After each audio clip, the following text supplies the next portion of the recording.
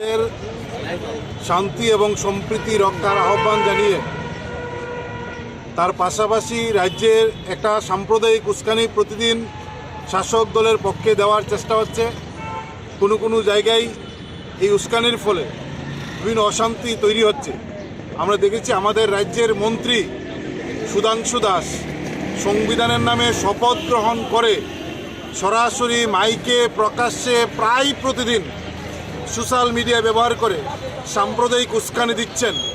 শুধুমাত্র উস্কানি না, মন্ত্রী সুধাংশু দাস সংবিধানের নামে শপথ গ্রহণ করে সংখ্যালঘু অংশের মানুষকে মারার জন্য পর্যন্ত প্ররোচিত করছেন। এবং গত কয়েকদিন আগে পেটের জ্বালায় ক্ষুধা নিবারণের জন্য বহিরাজ্য থেকে এই রাজ্যে আসা এক ফেরিওয়ালা যুবককে, যিনি অন্ন বস্ত্রের সংস্থানের জন্য এই রাজ্যে এসে ফেরির কাজ করছেন, সেই ফেরিওয়ালাকে মন্ত্রীর নির্দেশে পেটানো হয়েছে। মানে মন্ত্রীর নির্দেশে যদি মানুষ আক্রান্ত হয়, মন্ত্রী যদি সাম্প্রদায়িক উস্কানি দেয়, আমরা তার নিন্দা জানাচ্ছি।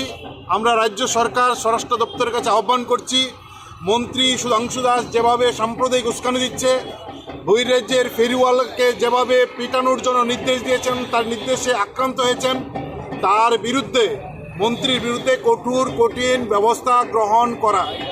আমরা আশা করব সরকার মন্ত্রীর বিরুদ্ধে কঠিন ব্যবস্থা গ্রহণ করবেন, আইনের ব্যবস্থা গ্রহণ করবেন।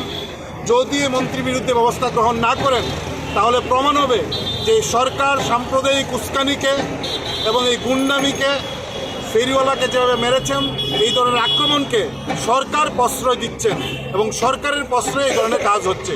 আর যদি সরকার তার নীতি, তার নৈতিকতার দায়িত্ব পালন করেন, দ্রুত মন্ত্রীর বিরুদ্ধে আইনি ব্যবস্থা গ্রহণ করবেন। এবং এই আইনি ব্যবস্থা গ্রহণ করার দাবিতে আমরা আজকে এই মিছিল, ছাত্র, যুব, এসএফআই, ডিএফআই, টিএসইউ, টিএফ এই মিছিল আহ্বান করেছি। এই মিছিল আমরা এক্ষুনি শুরু করব।